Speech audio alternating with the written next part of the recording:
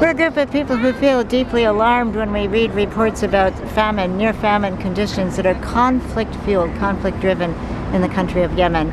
And we recognize that Yemeni people have never threatened us here in the United States, but United States weapons are being used, and as much as we've been giving weapons to Saudi Arabia, we've been helping the Saudi Arabia jets refuel over Yemen. The United States itself has made airstrikes against Yemen, and we believe it's obscene.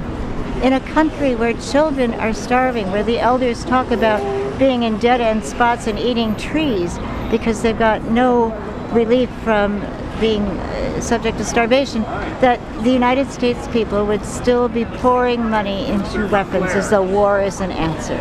And many of us lived in Iraq through the shock and awe bombing, or went to Iraq all through the years when economic sanctions subjected that country to a state of siege.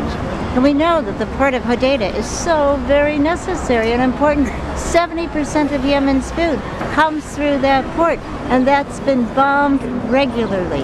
Hospitals, schools, sewage and sanitation, sources for water, all targets of bombing.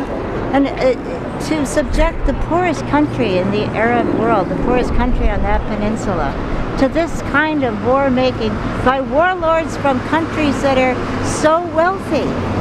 So we say, okay, we're going to go for a week without meals, but that's just a small, tiny fraction of what children are experiencing who are dying of hunger. So we have to raise the alarm and sound the alarm. We so respect people in the United Nations who have tried hard to get food and to get needed goods into Yemen and who have written reports.